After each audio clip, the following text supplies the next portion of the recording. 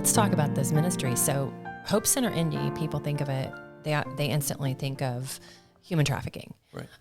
But it's so much more than that. It houses how many ministries today? So I was saying around 30, and some of those are partnerships, right? And so they may not be on our campus all the time, every week, but we're trying to provide them with office space. We're trying to provide them with support. And what I mean by that is just ongoing vision and encouragement, and how can we help them do what they're doing and do it in a way that would help them accomplish more for the kingdom.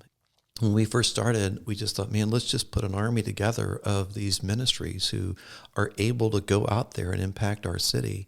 And we just began to try to think, we've got such a big campus, we want to be a good steward of this. So how can we fill these rooms and make it work where we really feel like what's happening and the dollars given, that we are being great stewards of that money for God's kingdom. And so today, we actually have 3 residential programs on campus with Take Heart Residential, which is our ministry for the ladies coming out of human trafficking. But we also have Grace House. And so Grace House is David Wilkerson's ministry of Teen Challenge, and we have the adult level for ladies, so they are over the age of 18. And so we have them on our campus. And so we're excited about that partnership because we realize that, man, they have about 1,700 centers around the world today, and I'm sure that changes a little bit, but they have been at this since the 60s, started in New York City, just working with street kids and trying to bring them out and help them and to realize what they have done. They've got a great track record of just impacting lives and changing lives. And so, man, for them to come and be on our campus and be part of who we are here at the center, it just gives us a great feel. And early on, when we had people calling us, they'd say, hey, Pastor, my granddaughter has a drug problem. Can you help her? Or my daughter, or I have a friend. Can you help? And I would say, that's not who we are. We work in the area of human trafficking. Our ladies may have an addiction problem, but our focus is human trafficking. So today, I can say, absolutely, we can get you in because we can send them right to Grace House if we want to. And then some of the areas that you work with, helping us to create a transitional floor. So we have Hope Community today here, and it's a 2-year program where these ladies can continue to stay on our campus, be in a program, get their job, work out there, and then come back and continue to allow what they've learned to be implemented in their everyday walk and life. So that's been a big blessing to see that happen. And we realized early on that if we didn't have a transitional ministry, that for these girls, because they had almost zero support system, for them to make it out there was really difficult. Yeah, a lot of them, they don't have the employment history, or they have horrible employment history or horrible rental history. So giving the opportunity to get on their feet after the program is huge. Yeah, and we'll get into that later. I don't want people to think that's as brief as we're going to get. We are definitely going to dig into those programs. I think we'll have Gina Cole-Glazer on here a little later, and she's the residential director here. Yes. And we'll have Mary Nolen, who is your daughter. And so David's not the only child that came on board. Yeah, right. So this ministry. Once we started praying about David's replacement, one of the things I was having people tell me, I mean, it wasn't like I was the only person thinking this. I was having people come in saying, you need to bring Mary to the Hope Center. And matter of fact, the pastoral staff at Brookville Road knew right away. And Pastor Andy said to the senior pastor, Mary will be leaving and she's going to the Hope Center. And that was before we had really even talked about it, right? And so he just felt like that's what God was saying, that she was going to go. So she had been there for 10 years in the area of women's ministry and children's ministry. And I loved working with her when I was there. I was able to work with her for about 7 years. And so when Dave's position opened up, we realized that we needed someone to come in and fill this role, even though her role is completely different than what Dave was doing. He was more IT, he was more vision casting, he was more out there speaking about awareness and all those things, where she's been more hands-on with the program, which she can because she's a lady. And she's also been one of the teachers upstairs working in the relational area for us. So that's been a really big-time blessing. And then to see her begin to work and put the program together and work with a team of other ladies to make that happen has been really, really good. And then early on, my daughter Rachel wanted to do something at the Hope Center, and so she was the one who said, hey, why don't you let us create a boutique for you? It could be an ongoing fundraiser for you every day. And so it was just funny because I had never been to a boutique, never heard of one. That doesn't sound like something you would be. Couldn't even pronounce the word Right. boutique, right? So they said, no, really, Pastor, it could be a good thing. We can have you an ongoing fundraiser every day. And so that's kind of how the first vision of creating a giving engine back into the center and businesses to help us with sustainability. So it's one of those things that coming out of the church world, we often did like fundraisers for youth groups or some of those kind of things, but it was never something that we would consider that you were trying to raise money to the point where you could actually help fund your budget. So when we took over here, though, we began to realize right away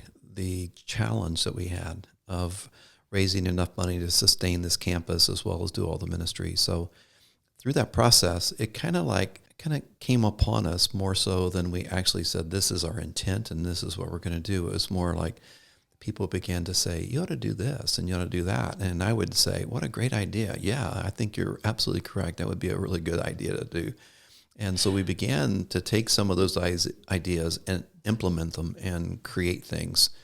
And Rachel and Sarah, like you had mentioned, they had just really redid 2 rooms here in the entry of our campus. And these 2 rooms really were it's going to be their whole boutique. And through that process, we realized that they began to do it all out of their own pocket, right? And so I had mentioned earlier, I think, that they had decided that somehow they were going to do this. I had enough financial concerns that they didn't want to ask me for it. And so, but anyway, they started to create the boutique. And I remember the first day that they actually were open for business, they made $800. And most all of that was given and donated items and all used stuff, right? And so they took that $800 and they gave $400 back to the Hope Center.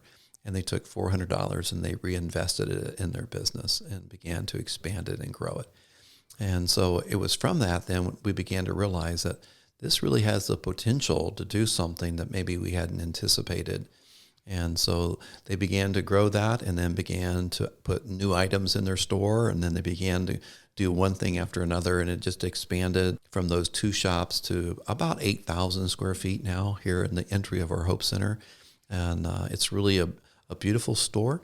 It didn't take long then after that we realized that we had a lot of stuff that was coming in that would be good thrift. And so they said, well, let's open up a thrift store. And so they ended up talking with a church in Irvington, the Irvington United Methodist Church, and they talked to the pastor there. And they said, absolutely, let's see if we can do that. And so we ended up opening up a thrift store there in the Irvington area. And then wasn't long after that, Rachel was driving by a little store in Moorestown, and she said to me, Dad, that would be a great place for a boutique here in town. And I thought, are you crazy? This is Moorestown, Indiana. Come on, This is like, people aren't going to come out here and shop for this kind of stuff. And she said, no, I got a good feeling about this. So anyway, we asked the owner if we might be able to, in fact, when I approached him, I said, I'd like to work out something with you. And so he said to me, well, what would you like to work out? I said, free rent. And so his response was, okay, we can talk about that. So, so he ended up basically giving us free rent on this building, and all we have to pay is the utilities. And so we went in and completely redid the building. It's absolutely beautiful today with chandeliers and everything. And I think he's kind of proud now that he saw all the work that we put into it and how we really improved the whole quality of that building. And then we opened, matter of fact, just last December, about the 15th, I think, of December, and we were so surprised at how many people were coming into that little boutique and coffee shop that we had actually opened and got on the market. So it's turned out to be a really wonderful giving engine that kind of comes back into the boutique's gift back into the center. Then we have just been thinking about other opportunities, and they're dreaming about more locations. And so our goal would be that all of our giving engines would be able to produce about 50% of all of our revenue needed. And we realize we're not close there. And they remind me every time they think they're getting closer, I increase our budget because we have so many more needs here, right? So we're hiring people and the budget keeps going up, and they're thinking we'll never make it. We'll never get to that 50% because you just keep increasing. So we kind of went from a $300,000 budget, and when Dave and I first came to 1.7 million today, which is almost frightening when you think about doing something by faith and trusting God for all those gifts and revenue coming in. And so the giving engines are a big part of that.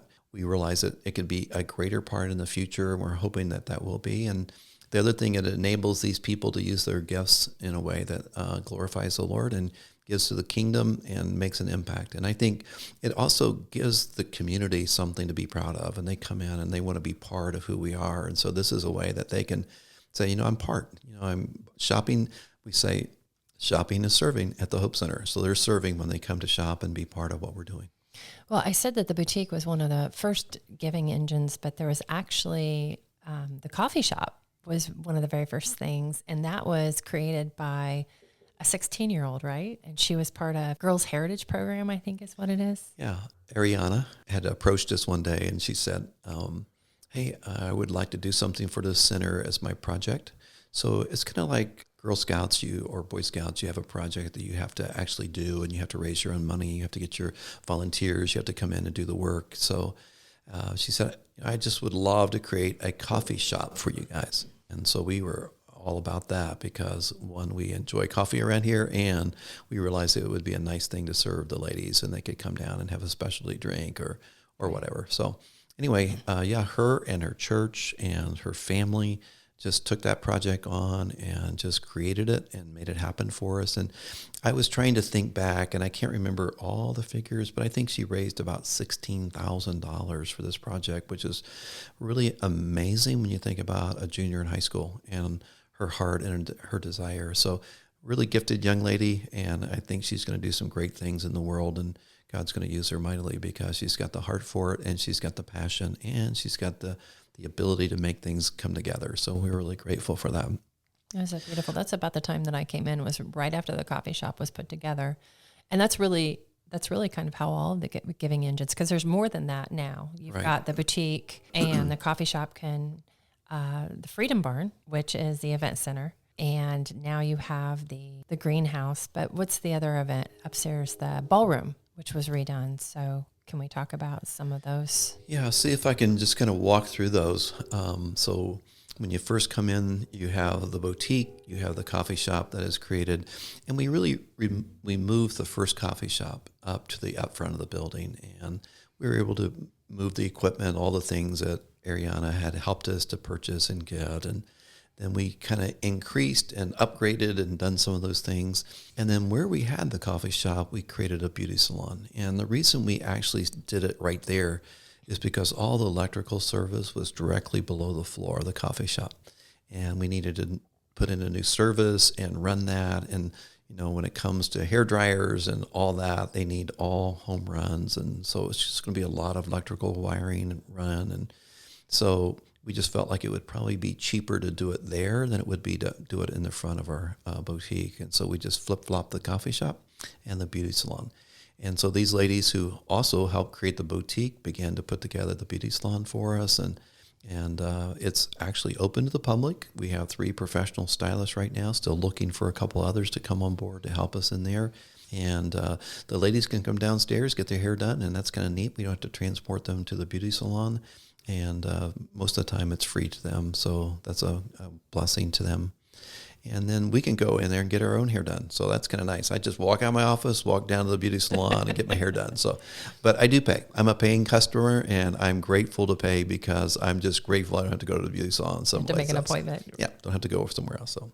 And then the greenhouse, that's open. Yeah, so the greenhouse, when we took over the campus, the roof had blown off, and it had really not been used for 15 years. So there was a lot of things that needed to be done. We ended up putting new hanging heaters in there and getting the roof back on, and then getting all the water lines and all that stuff back up and ready to go. We put on new lights in there. And so we just did a lot of work to get it ready to go. And the neat thing, I think, is when we think about these ladies is that they all don't have the same desire or passion. And Some of them really enjoy working in the boutique or the coffee shop. They enjoy that. They love retail. They love the beautiful things in there, right? So, but others, not so much. They are all about getting their hands dirty and flowers and dirt, and so they can learn about horticulture and they can be part of that if that's something they've wanted. And through the last couple of years, we've had ladies that have really enjoyed being part of that ministry out there, and they also kind of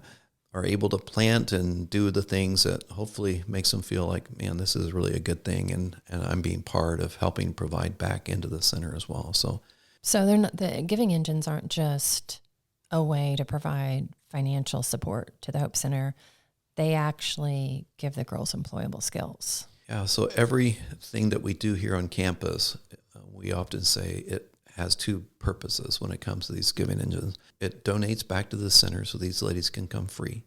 And it costs us well over $3,000 a month for them to be here. So for them to come free, we better be able to figure this out, right?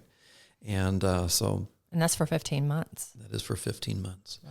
And then when it comes to the other area, then we say the other thing we can do is life skill, providing them with employment and opportunities to learn when it comes to the different things. So we often say things like when they work in the boutique, they can learn about fashion design and presentation and retail and all the things that entails, right? And from running cash registers to checking people in and out and interacting with the public, welcoming the public, and just being kind of the face of the Hope Center, really.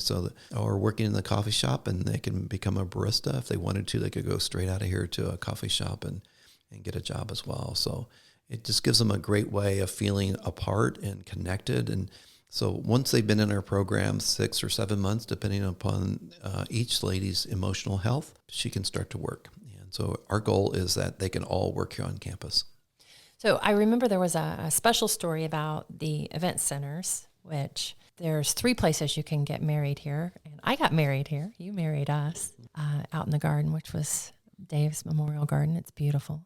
But I've heard a rumor that you have a closet full of wedding dresses that these ladies, when they are healed and they go out and find the love of their life, they can come back and get married here. Is that the story I heard? Yeah, so I had done a tour with the ladies one day, and I took them out to the wedding barn, and I said to them, hey, ladies, you know why we do the wedding barn? Sure, a fundraiser. And I said, well, that's part of it. But I said, this is the deal. You finish the program. You go out and you find Mr. Right. You come back here, and we'll do your wedding free.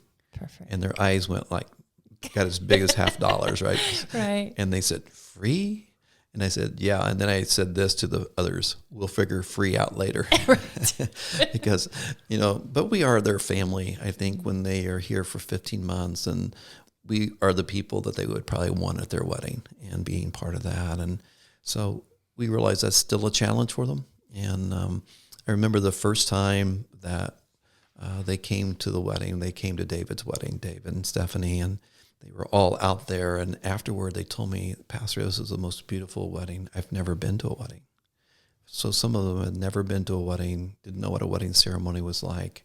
And I think that some of them just dreamed of a day when maybe they could have something like that they could cherish, and memories and some kind of relationship that would be honoring to God. And so I think it's a great thing, and hopefully we'll be taken up on it in the future, and we'll figure it out.